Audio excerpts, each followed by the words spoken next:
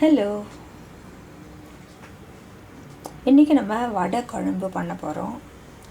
எங்களோட சேனலில் நிறையா குழம்பு வகைகள் இருக்குது. நீங்கள் பாருங்கள், பார்த்து லைக் கொடுங்க, சப்ஸ்கிரைப் பண்ணுங்கள். இன்னும் விதவிதமாக நிறையா குழம்பு வகைகள் இருக்கிறதுனால உங்களுக்கு அது ரொம்ப யூஸ்ஃபுல்லாக இருக்கும்னு நினைக்கிறேன். இன்றைக்கி நம்ம வடை போட்டு குழம்பு எப்படி பண்ணுறதுன்னு நம்ம பார்க்கலாம். இது ரொம்ப சிம்பிள் தான். இதுக்கு தேவையான பொருட்களை நம்ம முதல்ல பார்க்கலாம்.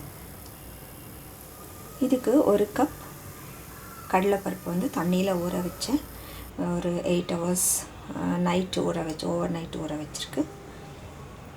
இது நல்லா ஊறிடுச்சு. வடைக்கு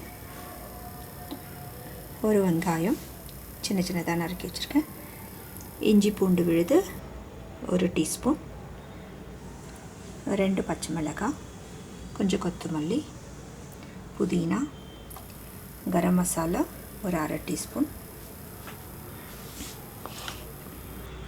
இப்போ நம்ம குழம்பு செய்கிறதுக்கு உப்பு,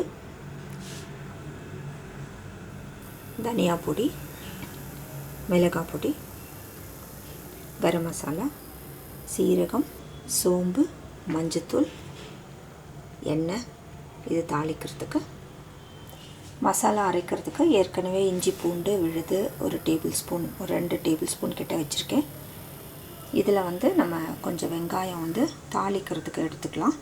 கொஞ்சம் அரைச்சிக்கலாம். இதோடு போட்டு தக்காளியும் அரைச்சிக்கலாம்.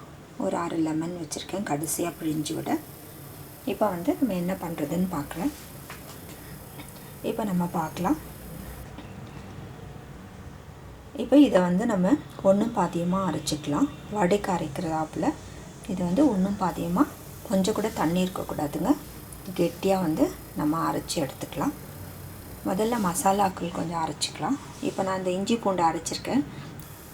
இப்போ இந்த இஞ்சி பூண்டோட வெங்காயம் நம்ம அரைச்சிக்கலாம். தக்காளியும் அரைச்சி எடுத்துட்டு நம்ம வடைக்கும் அரைச்சிக்கலாம். வடை பொரிக்கிறதுக்கு எண்ணெய் வச்சுருக்கேன் வாணலியில்.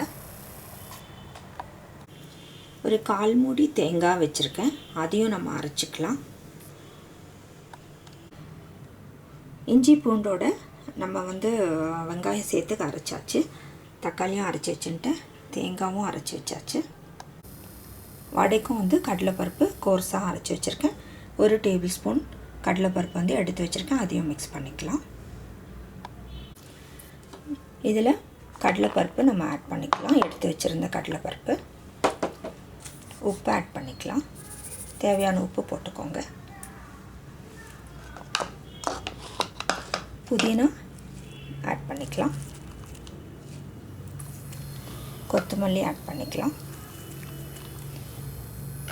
இஞ்சி பூண்டு விழுது, பச்சை மிளகாய், வெங்காயம்,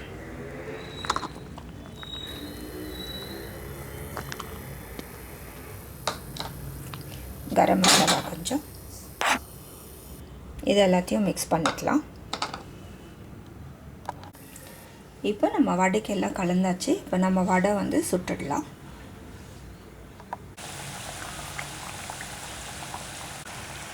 நல்லா கோல்டன் ப்ரௌன் ஆன உடனே எடுத்துடலாம். 2 சைடும் நல்லா வேக வச்சு எடுத்துடலாம். இப்போ வடை ரெடி ஆகிடுச்சு. இப்போ நம்ம குழம்பு தாளிச்சிக்கலாம். இப்போ எண்ணெய் ஊற்றிக்கலாம்.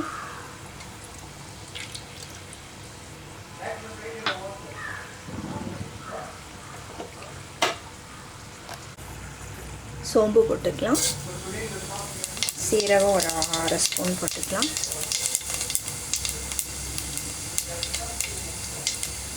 வெங்காயம் போட்டுக்கலாம்.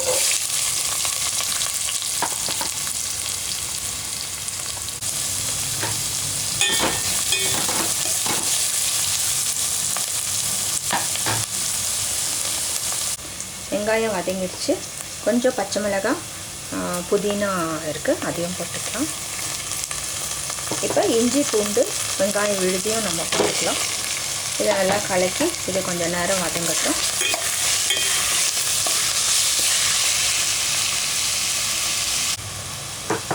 இப்போ நல்லா வதங்கிடுச்சு. தக்காளி ஊற்றிக்கலாம். இப்போ நம்ம உப்பு, மஞ்சத்தூள், மிளகாத்தூள் 1 ஸ்பூன் போடுறேன், தனியாத்தூள் 1 ஸ்பூன், கொஞ்சம் கரம் மசாலா.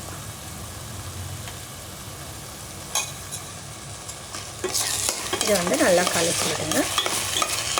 இது கொஞ்சம் நம்ம தண்ணி ஊற்றிக்கலாம்.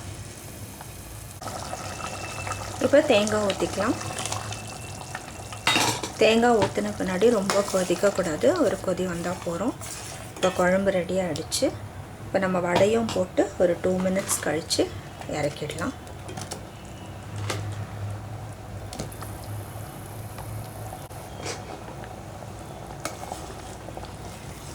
வடை நம்ம போட்டாச்சு.